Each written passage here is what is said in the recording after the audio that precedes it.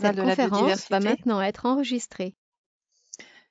Donc directrice de l'Agence régionale de la biodiversité et ravie de vous accueillir pour cette deuxième édition d'un webinaire focalisé sur l'outil, le dispositif Territoire engagé pour la nature, animé par Benjamin Virly à l'Agence. Donc le webinaire est organisé en 3 temps. Une présentation pour commencer du dispositif par Benjamin Virly. Dans un second temps, le retour d'expérience par Guillaume Toussaint de la commune de Monnet, conseiller municipal délégué à l'eau, à l'assainissement et à l'environnement. Et puis un troisième temps qui permettra que vous posiez des questions et que l'un et l'autre vous apporte des réponses de façon à ce que vous puissiez mieux cerner le mode de fonctionnement de territoire engagé et ayez des réponses concrètes. J'ai fait les choses dans le mauvais ordre. Alors, la proposition que je vous fais pour qu'on soit tous confortables, c'est de couper vos micros. Parce que là, il y a un micro qui est ouvert et donc on entend des sons parasites. Donc coupez vos micros, coupez vos caméras pour des questions de flux, de façon à ce que ce soit plus fonctionnel. Sur votre écran, là, comme vous le montre Benjamin, vous avez en bas effectivement les petits icônes qui vous permettent de couper le micro sur la gauche et puis la caméra de couper. Et puis vous confirmez que les échanges se feront via le chat pendant les 20 minutes en fin de webinaire. Voilà. Eh bien, écoutez, je laisse la parole à Benjamin pour sa présentation qui sera suivie de celle de Monsieur Toussaint.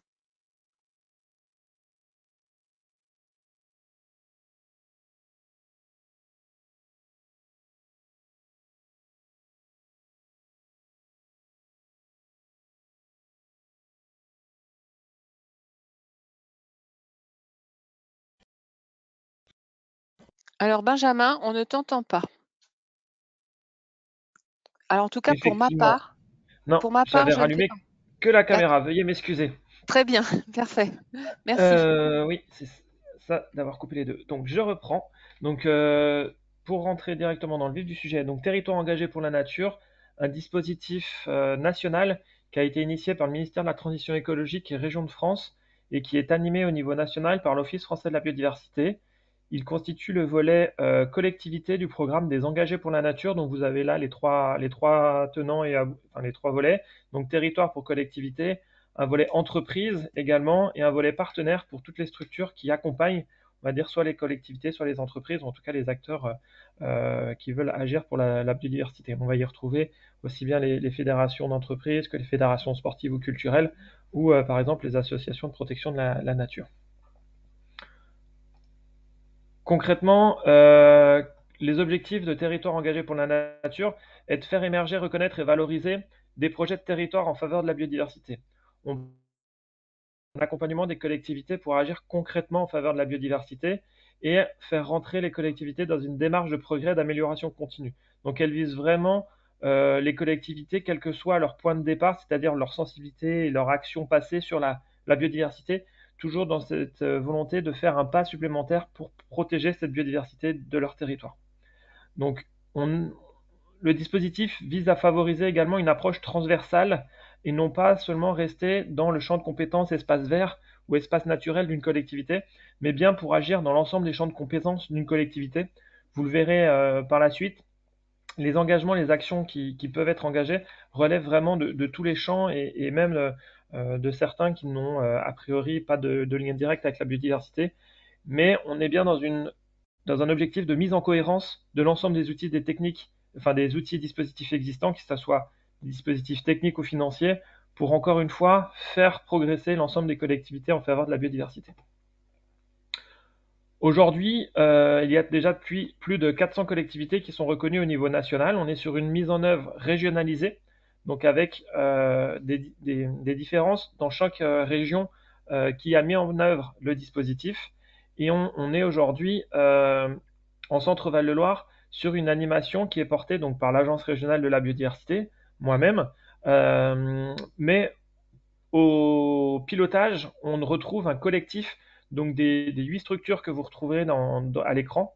Donc on retrouve bien évidemment les services de l'État, la direction régionale de l'Office français de la biodiversité, la région, la DREAL, pardon, les deux agences de l'eau et également les départements du Cher et le département du l'Eure-et-Loir, qui sont les deux départements membres de l'Agence régionale de la biodiversité. Et on retrouve aussi également le CEREMA qui nous apporte un appui technique. La particularité de la région Centre-Val de Loire, c'est qu'on vise les communes et intercommunalités. Donc les syndicats mixtes, comme les parcs, les syndicats de rivière, ne sont pas éligibles à cet appel à candidature, mais on est bien sur un rôle des collectivités, communes, intercommunalités. Aujourd'hui, le dispositif a été lancé en 2019. Il regroupe 28 collectivités reconnues, dont vous retrouverez la localisation sur la carte affichée. Sur ces 28 collectivités, vous pourrez remarquer qu'il y a aussi bien des collectivités très rurales, des petits villages ruraux de moins de 130 habitants, et on va jusqu'à la grosse ville, notamment Tours, qui représente 135 000 habitants. Et on a également des intercos, donc 3 intercos qui sont aujourd'hui reconnus sur le territoire régional. Et sur cette carte-ci, vous pouvez remarquer que l'ensemble des départements est représenté. Et l'idée, c'est vraiment d'avoir un nombre suffisamment important de collectivités qui s'engagent dans le dispositif en région pour être fer de lance de cet enjeu de la biodiversité et pouvoir aussi essaimer les bonnes pratiques auprès de leurs collectivités voisines. Pourquoi s'engager, me direz-vous? L'idée, c'est vraiment de faciliter la structuration des actions au sein d'une collectivité pour agir pour la biodiversité. On a cité tout à l'heure l'objectif de transversalité de la prise en compte de la biodiversité. Et comme je vous le disais, l'idée, c'est vraiment de pouvoir faire en sorte que chaque action d'une collectivité puisse intégrer un volet biodiversité. Je pense notamment à l'éclairage public, je pense notamment à la gestion des eaux de pluie. Tous ces volants-là, toutes ces compétences-là d'une collectivité peuvent intégrer un volet de biodiversité à partir du moment où les éléments sont anticipés. On est vraiment aussi là en tant qu'animateur du dispositif pour permettre et de faciliter les projets pour le porteur de projet et les collectivités qui s'engagent. Quand on dit ça, l'idée c'est de faciliter la mise en réseau avec les techniciens et les financeurs pour, encore une fois, que les projets puissent sortir le plus facilement possible au profit de la biodiversité. L'objectif de Territoire engagé pour la nature est également de créer un club des engagés pour favoriser le partage d'expériences, des journées d'échange et des webinaires d'acculturation, le tout pour faire monter en compétences et en acculturation, en idées de projet, les collectivités qui sont reconnues. Vous avez là notamment des illustrations de différents temps qui ont eu lieu avec le réseau des 28 collectivités déjà engagées, que ça soit sur des visites inspirantes, que ça soit sur une journée technique autour de la végétalisation des cimetières. Vous avez voilà des exemples de moments où les collectivités élues comme techniciens peuvent se réunir pour partager voilà leurs expériences, leurs leviers ou freins pour essayer justement d'avancer ensemble. Et le dernier élément, c'est la valorisation. L'idée, c'est que les collectivités qui structurent un plan d'action, qui s'engagent concrètement à agir en faveur de la biodiversité, puissent aussi être mis en avant et comme exemple pour pouvoir donner envie à d'autres collectivités de s'engager, montrer que des solutions existent pour intégrer la biodiversité et que tout le monde peut agir, quelle que soit sa taille, sa compétence et ses moyens. Oui. Il y a un micro, excusez-moi, il y a un micro qui est ouvert et ça crée des bruits parasites. Est-ce que vous pouvez le fermer? Merci. Merci Catherine. Donc, pour rentrer un peu plus dans le concret aussi des engagements, voilà une liste assez riche, mais de loin pas exhaustive, des actions que peuvent engager des collectivités qui souhaitent être reconnues et rentrer dans la démarche des territoires engagés pour la nature. Donc je vous parlais de la gestion de l'eau de pluie par exemple. On a des collectivités en fait qui vont se structurer sur la désimperméabilisation de l'espace public au profit d'une végétalisation pour infiltrer les eaux pluviales, ce qui est bien sûr support de végétalisation. On a tout un travail aussi autour de la préservation de la restauration de zones humides, la restauration de murs de pierre sèche qui sont autant d'habitats pour la biodiversité de nos territoires.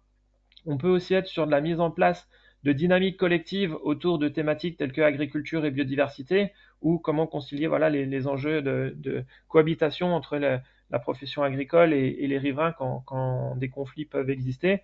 On peut aussi être sur des sujets de la ressource en eau et de la biodiversité, toujours auprès des agriculteurs, voir comment ce sujet-là peut être développé par la profession agricole.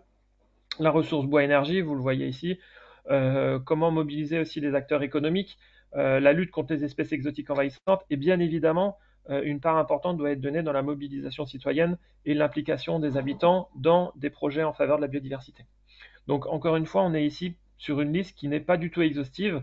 Chaque territoire peut aussi proposer des actions qui lui sont propres, liées à son contexte et liées à ses enjeux.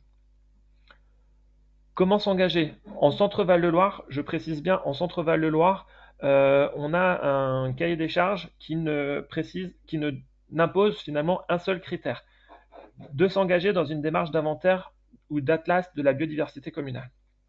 On est là sur des outils considérés donc par le collectif régional, le comité de pilotage du dispositif en région, comme étant un socle, un ciment une fondation pour mener un programme d'action cohérent en faveur de la biodiversité de son territoire.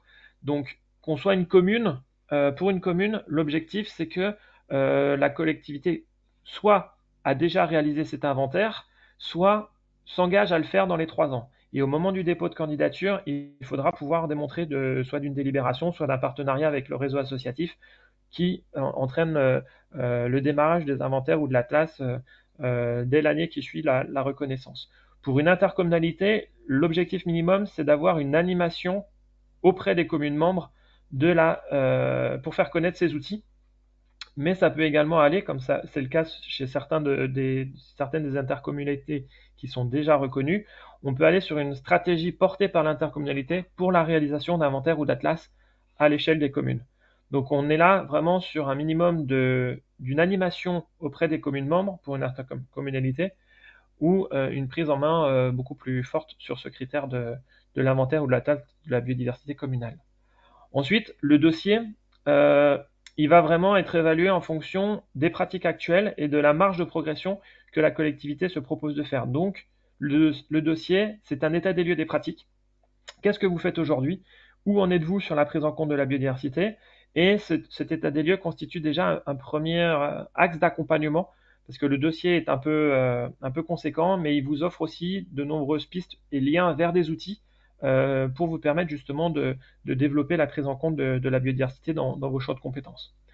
Une fois que vous avez fait cet état des lieux, on vous demande justement de présenter vos engagements à 3 ans. C'est à la fois une ambition un peu plus politique, stratégique, et des fiches actions. Et c'est sur la base en fait de ces 2 éléments-là que le collectif régional va évaluer votre dossier pour estimer si justement la marge de progression que vous proposez est cohérente avec vos moyens, votre point de départ et bien évidemment les compétences que vous avez. Le dispositif est ouvert jusqu'au 15 décembre 2022 et il faut savoir que ce calendrier, donc ouverture le 15 juin jusqu'au 15 décembre, est un calendrier qu'on répète chaque année. Donc l'année prochaine, on sera également sur le même calendrier. Tout ça, ça se passe via le site Démarche Simplifiée. On est sur une plateforme complètement dématérialisée. C'est un outil qui vous permet aussi de co-construire le questionnaire à plusieurs via la faculté de partager le dossier en ligne.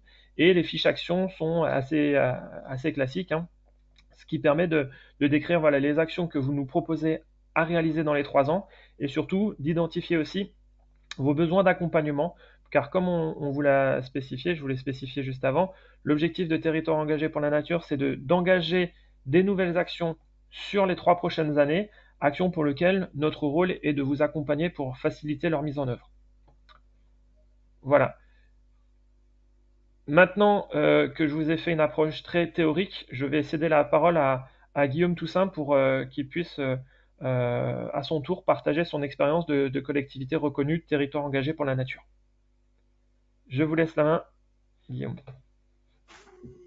Merci Monsieur Verly. Bonjour, donc Guillaume Toussaint. Donc je suis le conseiller municipal délégué à l'eau et à l'assainissement et à l'environnement sur la commune de Monnet. Donc c'est mon premier mandat. Donc voilà, je suis donc délégué à l'environnement et pour tout vous dire, j'avais pas forcément la fibre environnementale ou biodiversité. Mais quand Monsieur le maire m'a dit voilà, c'est toi qui t'occuperas de l'environnement, il a fallu que je m'y mette. Et pour tout vous dire, c'est vraiment quelque chose de très intéressant. Donc là, ça va faire 2 ans et demi qu'on est sur ce dossier-là et c'est vraiment très intéressant. Vous pouvez passer, Monsieur Verly. Donc voilà, donc pour vous présenter très rapidement la commune, donc du coup nous sommes situés en Indre-et-Loire, à proximité de Tours et de Châteaurenaud sur la nationale 10. Nous avons une superficie de 4000 hectares et une population arrivant bientôt à 5000 habitants. On a un fort dynamisme associatif. On a plus d'une cinquantaine d'associations sur la commune et on a plutôt un caractère rural au niveau de la commune.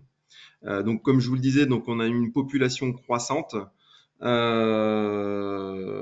voilà, donc du coup, ça, c'est comme vous le disiez, Monsieur Virly, c'est vrai que on a toujours l'impression de devoir être une commune très grosse pour pouvoir appartenir à des dispositifs.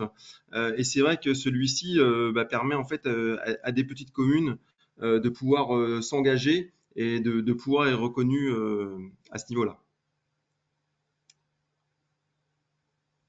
Alors là, vous avez donc une vision au niveau de la carte de monnaie. Donc, comme je vous le disais, donc nous sommes situés sur la nationale 10, donc à peu près à mi-chemin entre Tours et Châteaurenaud, dans l'Indre-et-Loire.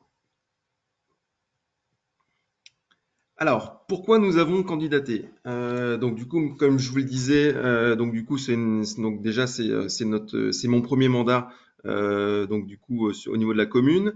Nous avons créé sur ce mandat une commission environnement justement pour renforcer un petit peu nos actions et montrer aussi aux habitants que la commune œuvrait pour la biodiversité. Donc du coup, on avait forcément besoin de conseils, de soutien pour apporter des nouveaux projets et aussi de pouvoir échanger sur les bonnes pratiques. Et donc du coup, c'est par rapport à ça qu'on a justement candidaté au dispositif Territoire engagé pour la nature.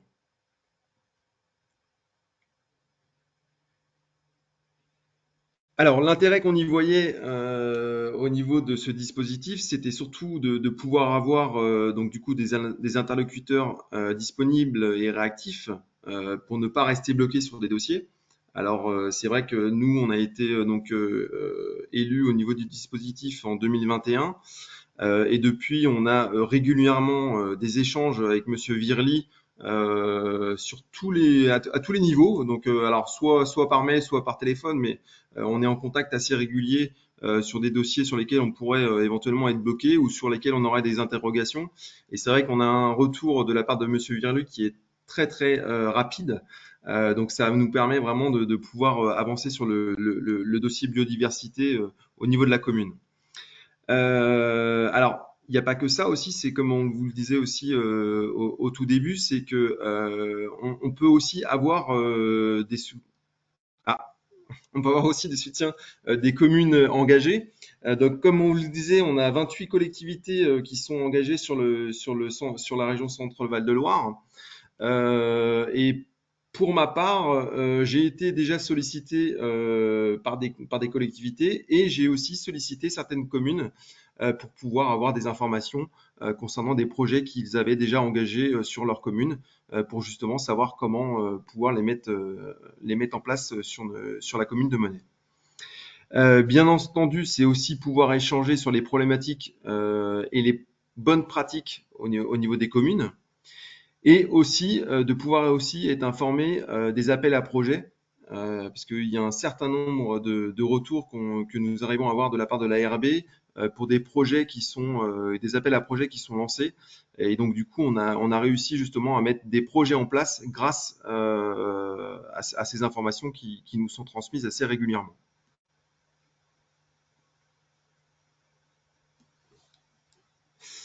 Alors, on vous le disait aussi, Monsieur Virlet, vous en parlez tout à l'heure, bien entendu, pour pouvoir prétendre au dispositif, il faut pouvoir engager ou s'engager à mettre en place un inventaire de biodiversité communale.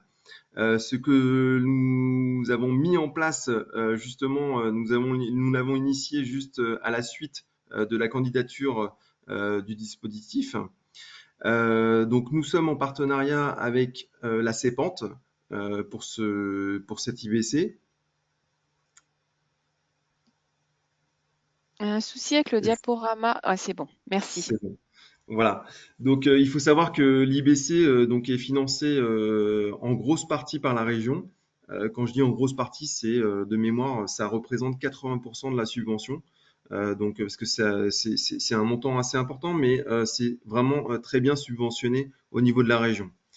Les objectifs de cette IBC, donc nous, pour vous donner un petit peu notre point d'avancée, c'est que nous avons commencé cette IBC au mois de décembre 2021. Donc nous avons organisé la semaine dernière notre deuxième copile au niveau de cette IBC.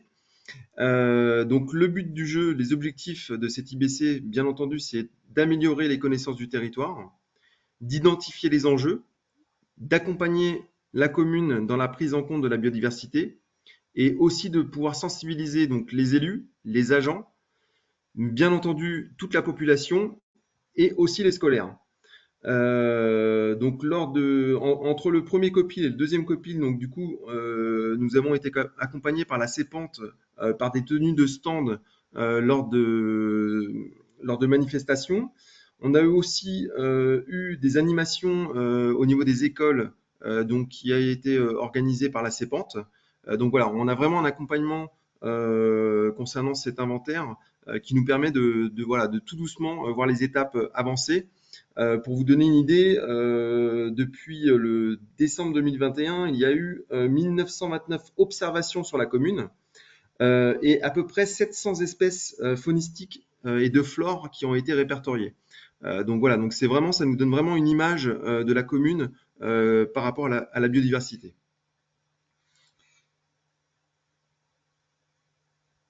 Je vous laisse passer. Donc du coup, autre projet, donc je vous parlais des appels à projets. Il y a eu un appel à projet qui a été présenté, donc du coup, concernant la réhabilitation des mares, avec le soutien donc du conseil département d'Indre-et-Loire. Donc là, vous pouvez voir une photo avant-après d'une mare qui a été réhabilitée. Alors c'est vraiment tout frais puisque la réhabilitation a été faite il y a moins de 6 mois. Donc du coup, il y a eu un curage qui a été effectué dans cette mare et aussi un déboisement pour justement permettre au soleil de pouvoir rentrer à nouveau dans la mare. On doit avoir une autre photo aussi ensuite. Voilà, où vous voyez un petit peu plus le déboisement qui a été effectué autour de cette mare.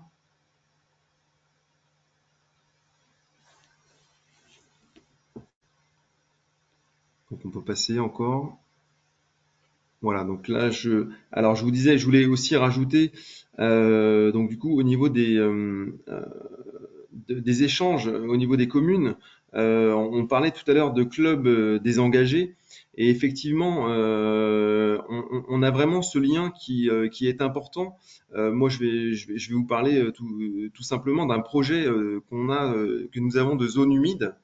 Et donc, du coup, on a pu se mettre en relation avec la commune de Mélan, donc dans le 41, qui représente en fait 600, à peine 600 habitants. Et donc, du coup, on est en contact avec Monsieur Multo, donc l'adjoint au maire. Et tout ça pour vous dire que, en fait, c'est pas parce que c'est une commune qui a moins d'habitants qui va pas pouvoir aider une autre commune. Donc, du coup, ça, c'est vraiment très, très intéressant de pouvoir faire un échange d'une commune à l'autre, peu importe le nombre d'habitants qu'elle peut avoir.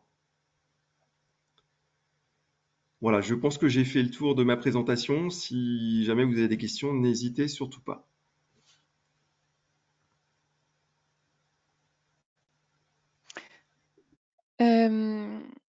N'hésitez pas à utiliser le chat. Merci beaucoup, Monsieur Toussaint, pour cette présentation. L'idée, c'était, vous l'avez bien compris, d'avoir et les éléments de contexte d'ordre général et ce témoignage d'une collectivité déjà engagée, de façon à ce que ce soit un petit peu plus opérationnel et concret. Donc, j'ai bien entendu dans votre intervention l'intérêt que vous voyez à ce que ce collectif, on va dire, de collectivités engagées génère un lieu de partage.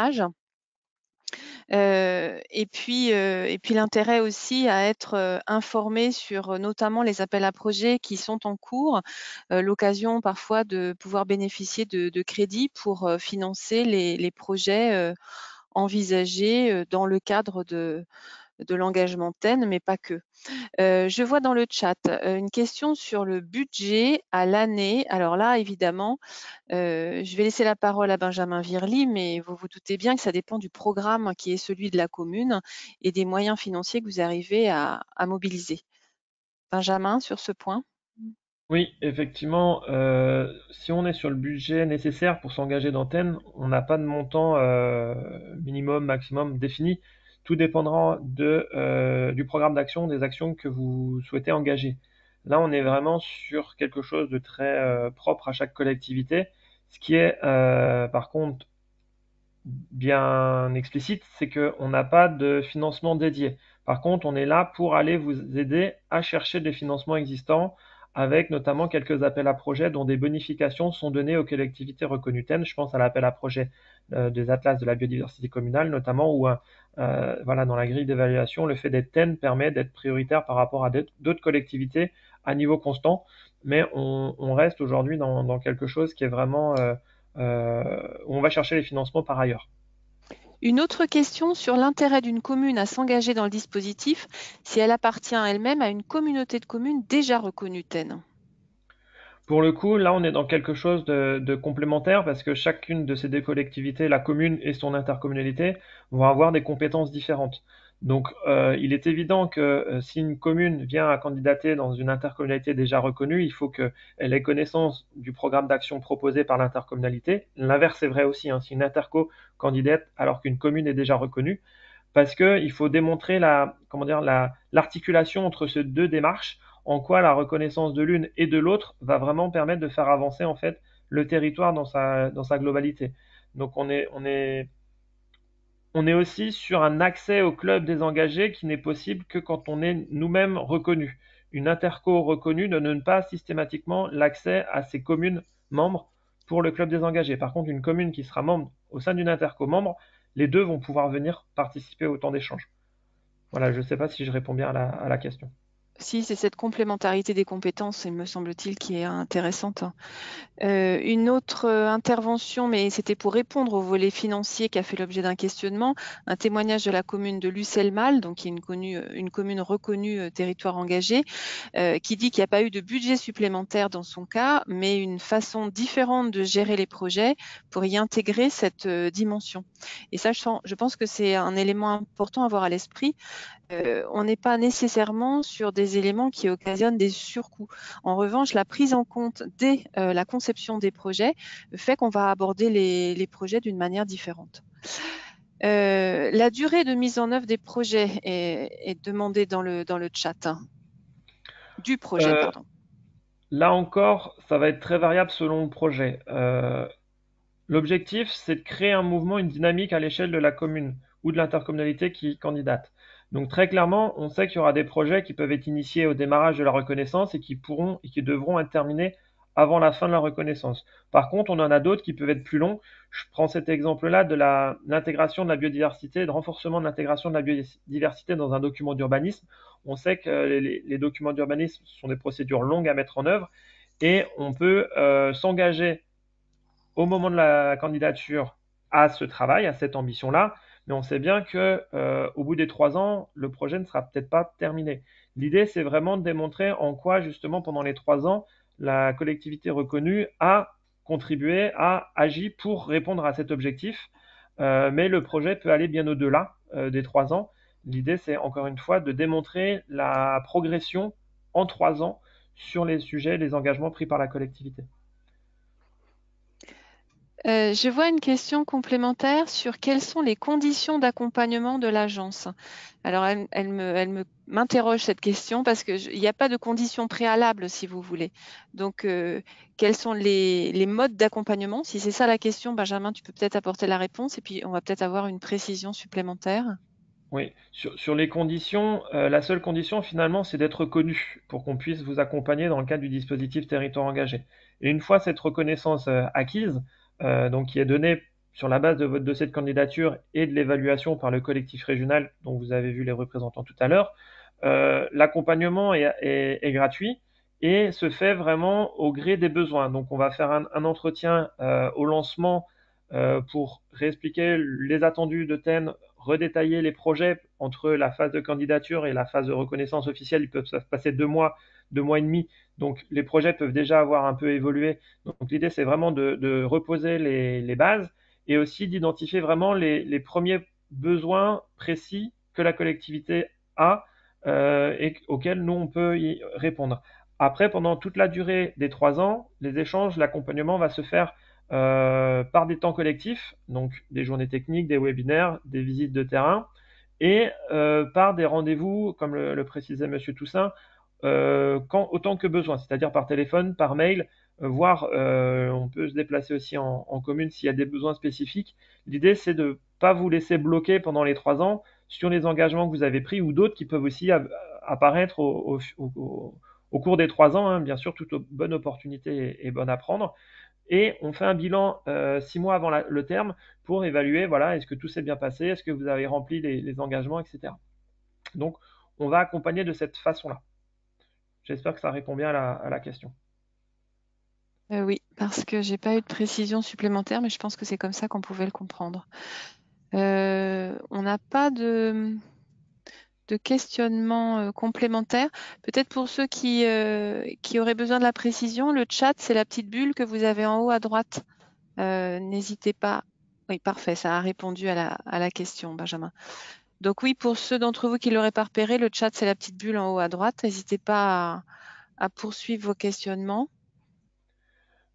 En attendant d'autres questions, je vais en profiter pour apporter une précision, parce que j'ai été un peu rapide dans l'apport théorique, mais c'est vrai que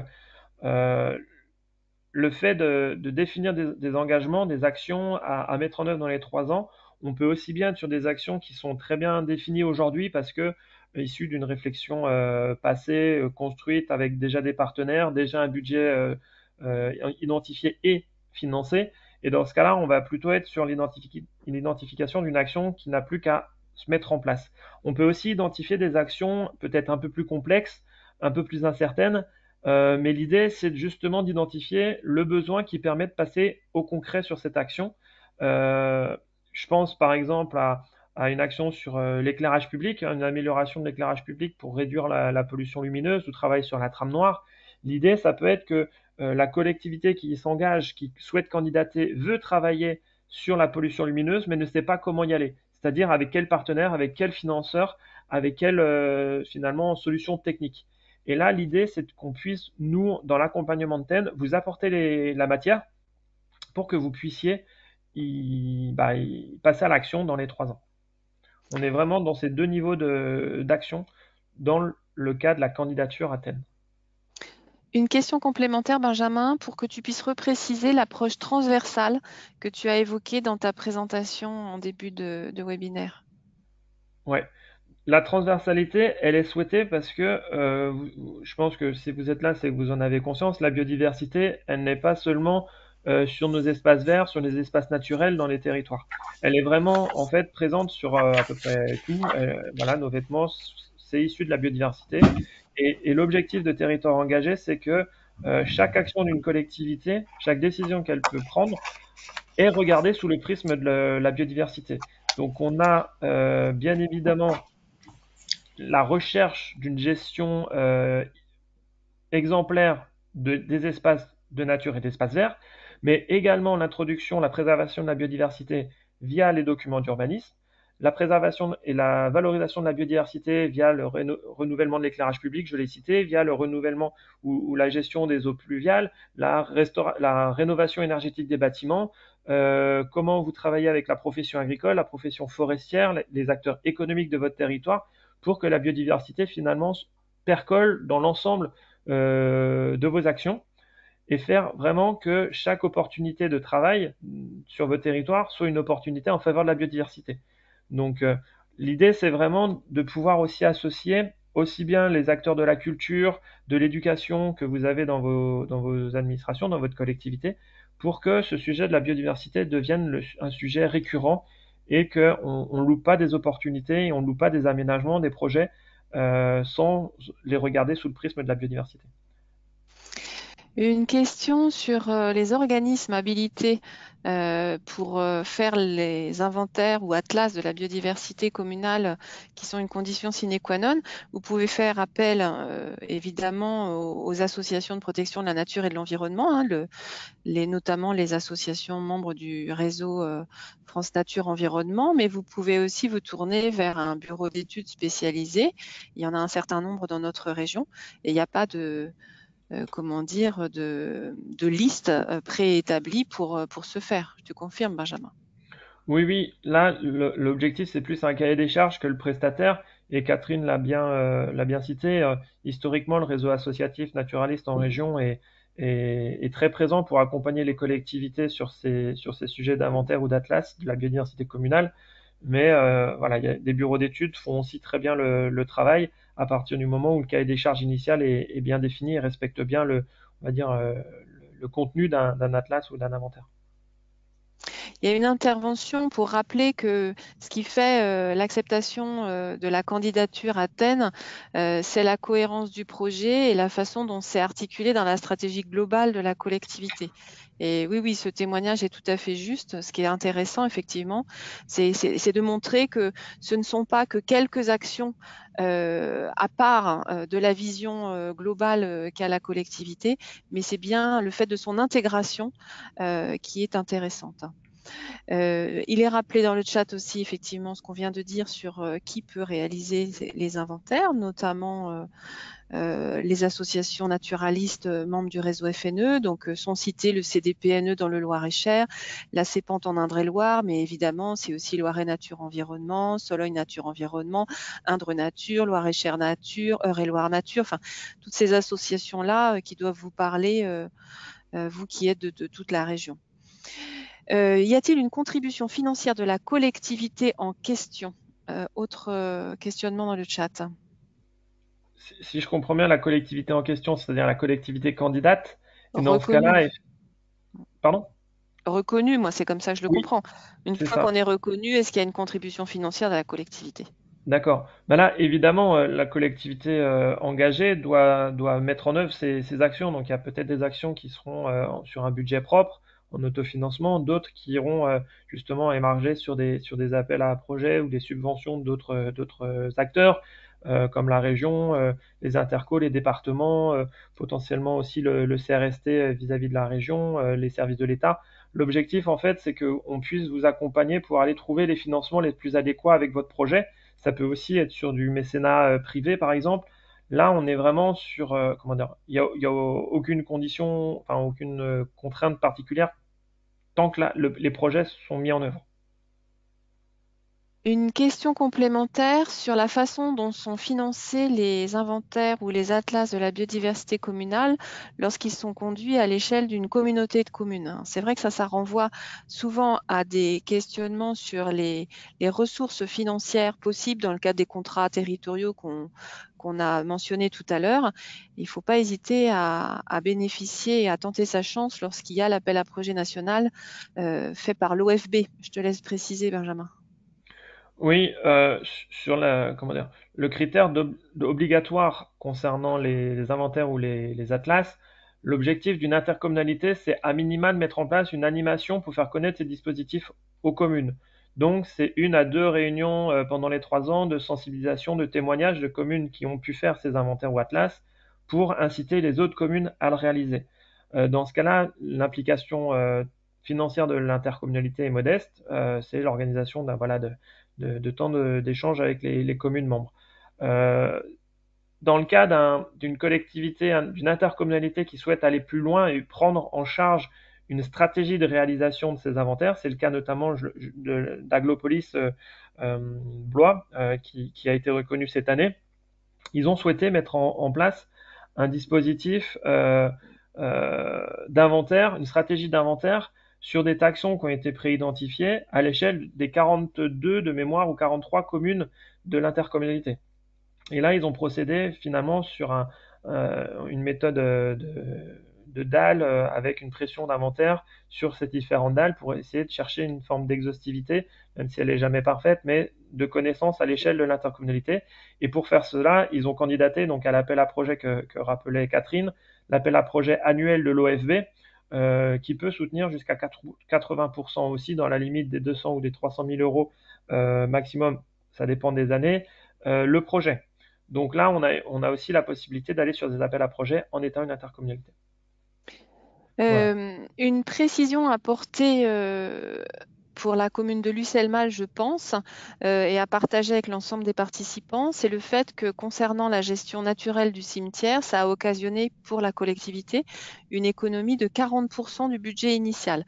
Donc ça renvoie au questionnement qu'on a pu avoir au préalable sur la question des coûts, pour dire que effectivement, intégrer cette dimension biodiversité dans les projets n'est pas systématiquement source de dépenses supplémentaires, mais parfois, bien au contraire, de réduction de coûts. Il y a une question concernant un document qui préciserait la procédure à suivre de A à Z pour développer la biodiversité dans son village. On va pas avoir d'outils clés en main parce que chaque territoire peut être différent. On peut avoir des enjeux spécifiques sur une espèce dans un territoire qu'on va pas avoir ailleurs. On peut avoir des transferts de compétences différents d'un territoire à l'autre à son interco. On peut avoir une dynamique portée par d'autres acteurs. Je pense au syndicat de rivière qui peut être différent d'un territoire à l'autre. Donc on va pas forcément avoir voilà, de procédure de A à Z comme c'est spécifié. Pour autant, on sait qu'il y a des thématiques qui sont communes, qu'on retrouvera toujours. Donc, ça peut être évidemment la connaissance, on l'a assez dit, les inventaires ou les atlas de la biodiversité communale, pour savoir ce qu'on a sur notre territoire et quelles sont les premières actions à réaliser. Hein. Il y a des préconisations qui sont fournies dans ces deux outils. Derrière, ça va être bien évidemment la gestion des espaces publics, verts et moins verts. Je parle dans la gestion des espaces publics, la qualité d'éclairage public par exemple, la déminéralisation de l'espace public pour faire en sorte que on ait plus de végétal, on puisse mieux adapter aussi les territoires au changement climatique. Et derrière, il y a un volet fort de mobilisation de ces acteurs. Quand on parle de mobilisation des acteurs, c'est aussi bien les habitants que les acteurs agricoles, forestiers ou, euh, ou, euh, ou la chasse, par exemple, les chasseurs, les pêcheurs. L'idée, c'est vraiment qu'en fait, la collectivité, la mairie, la commune, puisse être force motrice pour impliquer tous ces acteurs-là, créer une dynamique collective et faire en sorte que chacun porte des projets aussi sur son propre champ de compétences. Donc voilà, c'est un peu une réponse de Normand parce que il n'y a pas de projet clé en main, mais l'idée, c'est aussi, si vous le souhaitez, qu'on puisse échanger. Hein. Moi, je suis à la disposition de toute collectivité qui s'intéresse au dispositif pour pouvoir, identifier un petit peu les enjeux qui sont sur votre territoire. Après, il ne faut pas hésiter non plus à se rapprocher du réseau associatif qui peut connaître votre territoire, hein, on les a cités tout à l'heure, et qui peut aussi être force de proposition pour améliorer justement la biodiversité dans vos communes. Alors une question, Benjamin, est-ce que le questionnaire peut être pénalisant d'une certaine façon pour la candidature? Alors, moi, j'ai envie de vous dire non, puisque le but, c'est vraiment d'avoir une vision de l'état de questionnement et d'avancée de la réflexion au sein de la collectivité qui candidate. Et donc, à partir du moment où vous faites des réponses claires et correspondant à la réalité de votre avancée, je ne vois pas en quoi ça pourrait être pénalisant, mais je te laisse répondre plus finement, Benjamin. Non, mais c'est effectivement ça. Le questionnaire, il a pour but vraiment de faire un état des lieux factuel de votre état d'avancement. On va vraiment s'en servir pour évaluer la marge de progression que vous proposez dans les 3 ans.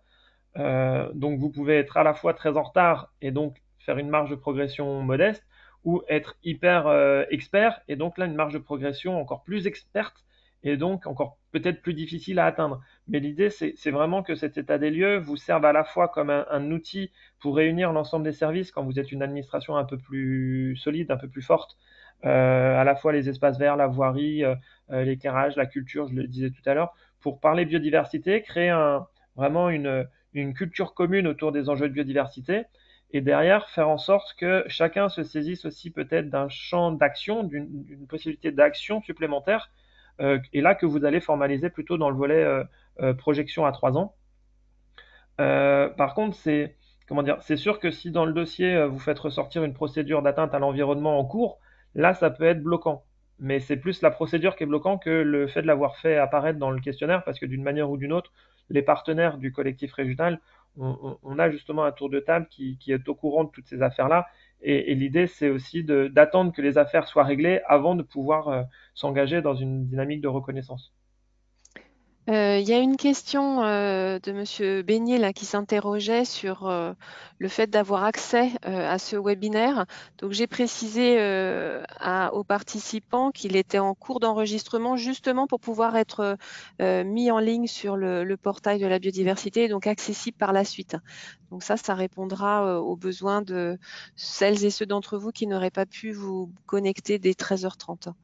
Il y a un témoignage aussi dans le chat pour dire que un atlas, c'est pas évidemment seulement un inventaire, mais c'est aussi un outil d'aide à la décision dans les perspectives d'aménagement et de développement du territoire de la commune ou de la communauté de communes.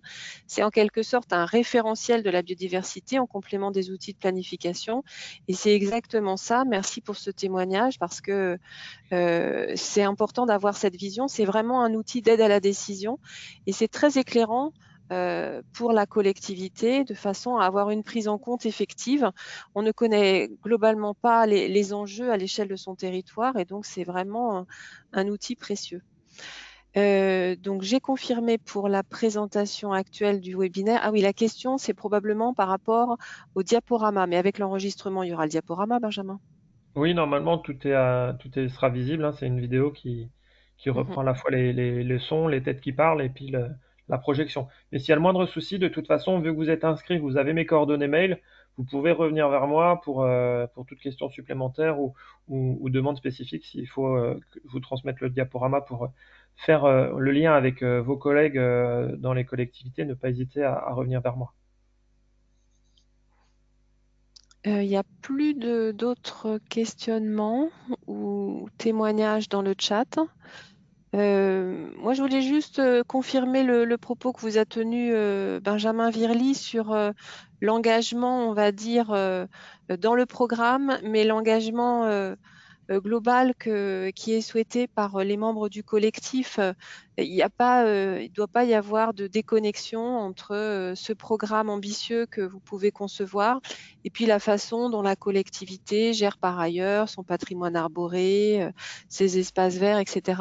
Même si dans le programme ne figure rien sur ce registre-là, ça fait partie des attentes du collectif pour la reconnaissance. Et donc un engagement de principe qui est celui des collectivités qui s'engagent.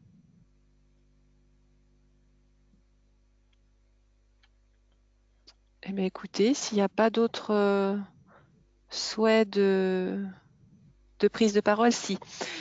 Alors, on est toujours à l'UCELMAL. Suite à notre candidature, les réflexions qui sont nées de la collaboration des acteurs nous a incité à développer un travail avec les enseignants pour élaborer des échanges avec les enfants, le verdissement des écoles, etc.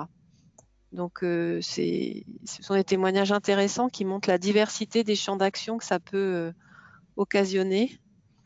Mais c'est vrai, pour compléter justement l'intervention de Monsieur Talandier à Lucelle-Mal, on voit aussi qu'on a des projets qui sont vraiment propres à chaque taille de collectivité. On a une commune, comme je disais, de 135 habitants dans le Cher, Saint-Vith, où on est vraiment sur des actions qui peuvent paraître anodines, mais qui pour une collectivité avec un seul agent, avec juste une équipe d'élus motivés, sont extrêmement précieuses. Donc ils ont agi sur l'éclairage public, ils ont changé la gestion de leurs espaces verts pour donner une place plus forte à la gestion différenciée et donc laisser la nature s'épanouir et s'exprimer dans des espaces qui étaient jusque-là trop entretenus. Il y a eu encore beaucoup de questionnements sur la végétalisation du cimetière, notamment avec l'arrêt des phytos l'été dernier. Donc c'est vrai que ça occasionne beaucoup de problématiques que finalement on peut retrouver dans des collectivités plus grandes, on peut retrouver aussi sur des territoires voisins comme à l'autre bout de la région. Et l'idée, c'est de créer des synergies entre ces collectivités qui se posent les mêmes questions dans un club un peu fermé parce que on n'a pas toujours connaissance des cas similaires ou des questionnements similaires que peuvent avoir nos collègues. Et donc l'idée, c'est vraiment de pouvoir agir en évitant de reproduire les erreurs que mon voisin a pu faire, en bénéficiant de son expérience. Et puis, à un moment donné, c'est mon expérience que je vais porter au collectif pour faire avancer le groupe. Et c'est vraiment là la richesse. Et je trouve que Monsieur Toussaint l'a bien précisé en, dans son témoignage. Depuis à peine 2 ans de sa reconnaissance, il a déjà été sollicité, il a déjà lui-même sollicité d'autres collectivités. Et ça, c'est toute la force aussi de ce collectif.